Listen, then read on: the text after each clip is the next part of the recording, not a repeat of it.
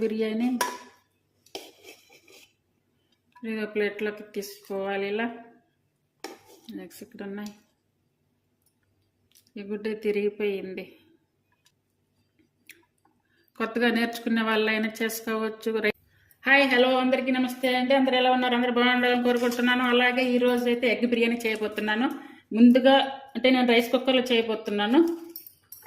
Rice కుక్కర్లో ఏంటంటే చాలా తొందరగా ఈజీగా అయిపోతుంది. అలాగే 3 స్పూన్స్ నెయ్యి వేసుకోవాలి. అలాగే 3 స్పూన్స్ ఆయిల్ వేసుకోవాలి. ఆయిల్ వేడయ్యాక ఇప్పుడు 2 బిర్యానీ ఆకులు, హోల్ మసాలా చూడండి, హోల్ బిర్యానీ మసాలాలన్నీ కూడా అంటే నేను అన్నీ ఆఫ్ వేస్తున్నాను. ఇవన్నీ వేసుకొని మంచిగా వేయించుకోవాలి. అలాగే 1/2 స్పూన్ వరకు షాజీరా తీసుకోవాలి. 1 స్పూన్ వరకు కసూరి మెత్తి వేసుకోవాలి. ఇది వేసుకోవడం వల్ల ఈ ఫ్లేవర్ మంచిగా ఉంటుంది. అలాగే కర్రీ కూడా మంచి టేస్ట్ వస్తుంది. అది ఉడికేటప్పుడే స్మెల్ కూడా బాగుంటుంది. తాలింపు అంతా కూడా వేయించుకున్నాక ఇప్పుడు కట్ చేసుకున్నటువంటి ఆనియన్స్ వేసుకోవాలి. అలాగే కట్ చేసుకున్న పచ్చిమిర్చి వేసుకోవాలి. అలాగే 2 రెమ్మలు కరివేపాకు వేసుకోవాలి. ఇప్పుడు ఆటోమేటిక్గా ఉడికిపోతాయి కాబట్టి ఇదే బటన్ ఆన్ చేసుకుంటే ఉడికిపోతుంది. అలాగే ఇప్పుడు అల్లం వెల్లుల్లి పేస్ట్ వేసుకోవాలి. అయితే నేను ఉల్లిపాయలు పచ్చిమిర్చి ఏమీ వేగలేదు చూడండి. అవి వేగకుండానే అల్లం వెల్లుల్లి పేస్ట్ కూడా వేసాను. ఇప్పుడు మూత పెట్టి బటన్ ఆన్ చేసుకుంటే ఆటోమేటిక్గా అది వేడయ్యేలోకి ఇదంతా కూడా ఆ పచ్చివాసన అంతా కూడా పోయి మంచిగా ఉడికిపోతుంది. చూడండి అల్లం వెల్లుల్లి పేస్ట్ కానీ ఉల్లిపాయలు కానీ మొత్తం వేగిపోయేది చూసారుగా. 1 స్పూన్ కారం, అలాగే 1 స్పూన్ కర్రీ పౌడర్ వేసుకోవాలి. అంటే కారం మనం తినే టేస్ట్ని బట్టి వేసుకోవాలి. అలాగే టేస్ట్ సరిపడే సాల్ట్ వేసుకోవాలి. ఇది టమాటా ప్యూరీ అండి. ముందుగానే టమాటాలు ఉడికించి ప్యూరీ తయారు చేసి పెట్టుకున్నాను. ఇది వేసి ఉడికించుకోవాలి. టమాటా ప్యూరీ వేసుకొని మంచిగా మసాలా కారం అంతా కూడా కలిసిలా కలుపుకోవాలి.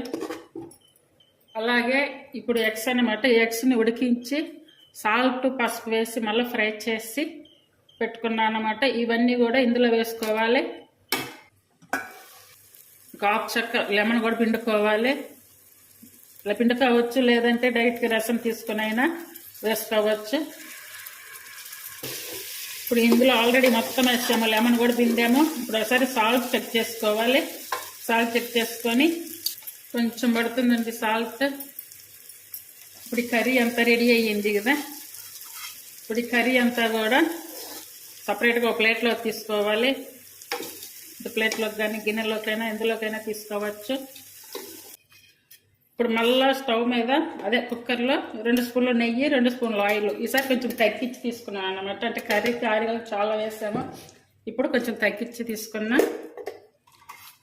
ఇప్పుడు హోల్ మసాలాలు ఇవన్నీ వేసుకోవాలి.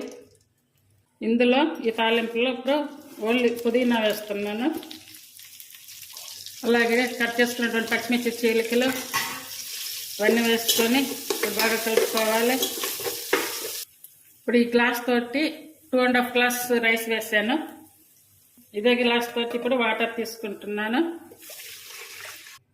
2.5 అంటే డబల్ పోసుకుంటే సరిపోతుంది. అంటే 5 గ్లాసులు పోసుకోవాలి.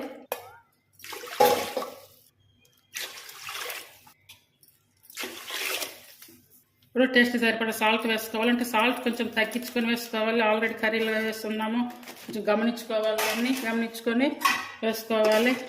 ఇప్పుడు ఎసురు సమానంగా ఎందుకు తీసుకున్నానంటే ఇప్పుడు ఈ బాస్మతి రైస్ కొంచెం దొడ్డు బియ్యం అన్నమాట. ఇవి లోకల్ బాస్మతి రైస్ కొంచెం లావుగా ఉంటాయి. ఇవి ముందుగానే కడిగి నానబెట్టి పెట్టుకున్నాను. చూడండి ఈ రైస్ ఇవి కొద్దిగా లావుగా ఉంటాయి. అంటే మామూలుగా మనం బాస్మతి రైస్తో వండుకునేటప్పుడు ఏంటంటే 1 గ్లాస్ తగ్గించి పోస్తాము వాటర్. ఈ రైస్కి ఏంటంటే మనం ఎన్ని గ్లాసులు తీసుకుంటామో అందుకు డబల్ అన్నీ పోయాలన్నమాట. చూడండి వాటర్ కూడా మంచి మరుగుతున్నాయి. ఇప్పుడు ముందుగా మనం కడిగి నానబెట్టుకున్నటువంటి ఈ రైస్ వేసుకోవాలి. ఆ వాటర్తోనే వేసేస్తున్నాను నేను.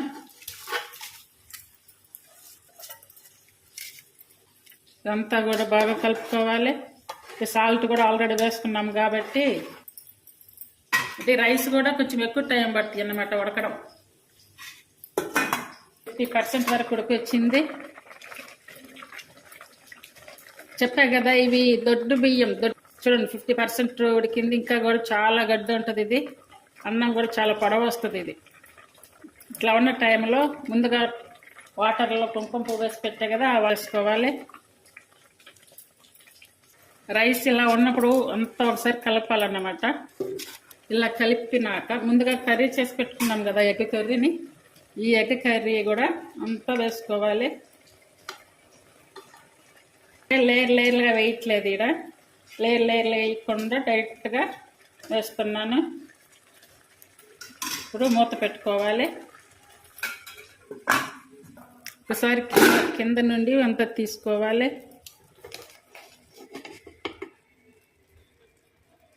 ఇంకా నీరైతే ఉంది, కొంచెం పలుకుంది. ఆ పలుక్కి నీరుకి సమానం ఉడికిపోతుంది. ఇప్పుడు కొత్తిమీర వేసుకోవాలి.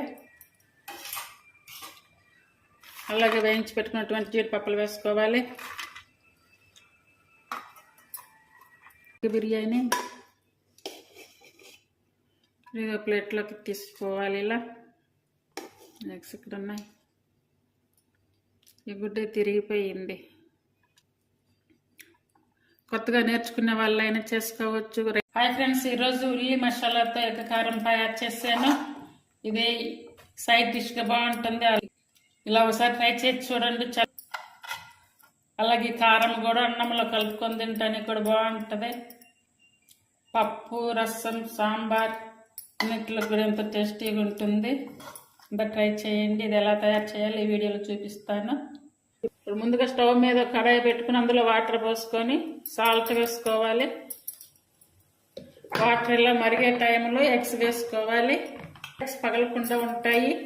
అంటే ఇలా మరిగే టైంలో ఎగ్స్ వేసుకోవడం వల్ల ఏంటంటే ఎక్కడైనా పగిలి ఉంటాయి కదా, ఏదైనా డ్యామేజ్ అయ్యి ఉన్నా కూడా అప్పుడు ఎగ్స్ ఇట్లా బయటకు రాకుండా మంచిగా ఉంటుంది. అన్నీ కూడా ఇందులో వేసి ఉడికించుకోవాలి. డైరెక్ట్గా ఇలాగే ఉడికించుకోవచ్చు, లేదంటే మూత పెట్టే ఉడికించుకోవచ్చు. ఇవన్నీ తీసి ఇప్పుడు చల్ల వాటర్లో వేస్తున్నాను. ఇప్పుడు ఎగ్స్ బాయిల్ చేసుకున్నాక మరో కడాయి పెట్టుకొని ఇప్పుడు కావాల్సినటువంటి కారం మసాలా తయారు చేసుకోవాలి. 6-7 ఎండుమిర్చి తీసుకోవాలి. ఒకవేళ ఎండుమిర్చి వేసుకోకపోతే ఇట్లా కారమైన వేసుకోవచ్చు. ఇట్లా ముక్కలుగా కట్ చేసి వేసుకోవాలి. ఆయిల్ వేయకుండా ఇలాగే ఫ్రై చేసుకోవాలి. ఫస్ట్ ఎండుమిర్చిని ఇట్లానే ఫ్రై చేసుకోవాలి. లో ఫ్లేమ్ మీద పెట్టుకొని మాడకుండా ఫ్రై చేసుకోవాలి. అలాగే 1 స్పూన్ ధనియాలు, ఎండుమిర్చి, ధనియాలు అలా వేయించుకున్నాక ఇప్పుడు 1 స్పూన్ జీరా వేసుకోవాలి. చూడండి, జీరా అయితే ఇప్పుడు చిటపట్లాడుతుంది. తీసి ఇలా పక్కన ప్లేట్లో పెట్టుకొని చల్లారి పెట్టుకొని పౌడర్ చేసుకోవాలి వీటిని. ధనియాలు, ఎండుమిర్చి, జీరా వేయించుకున్నాం కదా, ఇప్పుడు ఉల్లిపాయలు వేయించుకోవాలి. ఈ ఉల్లిపాయల్లో ఉన్నటువంటి నీరు పోతుంది కదా, ఆ నీరు పోయే వరకు వేయించుకోవాలి. మిడిల్ ఫ్లేమ్ మీద పెట్టి ఫ్రై చేసుకోవాలి. ఆయిల్ కూడా వేయకుండా ఇలానే ఫ్రై చేస్తున్నాను. ఇదిగో చూడండి, ఉల్లిపాయలు ఇలా వచ్చాక తీసి చల్లారి పెట్టుకొని మిరపకాయలతో పాటు కలిపి మిక్సీ పెట్టుకోవాలి. చూడండి, మిరపకాయలు వేసి ఇలా పెట్టుకున్న టేస్ట్ సరిపడా సాల్ట్ వేసుకోవాలి.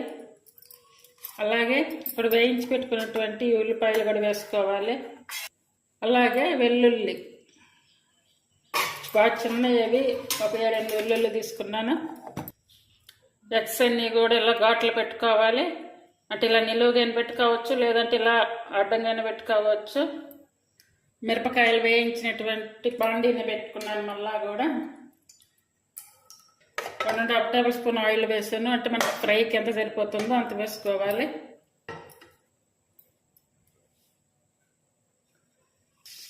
ఎగ్స్ ఫ్రై చేసుకునేటప్పుడు కూడా కొంచెం సాల్ట్ వేసుకోవాలి. అలాగే కొంచెం పసుపు వేసుకొని ఫ్రై చేసుకోవాలి. గంట కూడా పెట్టుకొని ఇలానే తిప్పుకుంటూ ఫ్రై చేసుకోవాలి. అవి ఫ్రై అయిపోతాయి. అన్నీ కూడా ఇలా ఫ్రై అయ్యాయి కదా, ఈ టైంలో ముందుగా మనం వేయించి మిక్సీ పట్టినటువంటి ఈ మసాలా కారం వేసుకోవాలి. ఈ కారంని ఫస్ట్ ఆయిల్లో అంతా కలిసేలా కలుపుకోవాలి. ఈ కారం అంతా కూడా ఎగ్స్ పట్టేలా చేసుకోవాలి. ఈ కారం కూడా ఇప్పుడు మనం ఎగ్స్ ఘాట్లు పెట్టుకున్నాం కదా, ఆ ఘాట్ల లోపలికి పోయేలా చేసుకోవాలంటే ఇంకా మంచి టేస్ట్ వస్తుంది ఎగ్ తినేటప్పుడు కూడా. ఉల్లి కారం మసాలాతో ఎగ్ ఫ్రై రెడీ అయిపోయింది. ఇప్పుడు స్టవ్ ఆఫ్ వేసుకోవాలి. మంచిగా ఇలానే అన్నంలో కలుపుకోవడానికి కూడా బాగుంటుంది కారం, అలాగే సైడ్ డిష్గా కూడా బాగుంటుంది. ఈ వీడియో కనుక మీకు నచ్చినట్టయితే ప్లీజ్ లైక్ చేసి, షేర్ చేసి, సబ్స్క్రైబ్ చేసి, అలాగే మీకు తెలిసిన వారందరికి కూడా షేర్ చేయండి. ఇది ట్రై చేయండి. ఎంతో టేస్టీగా ఉండే ఉల్లి కారం egg masala fry. Thank you for watching.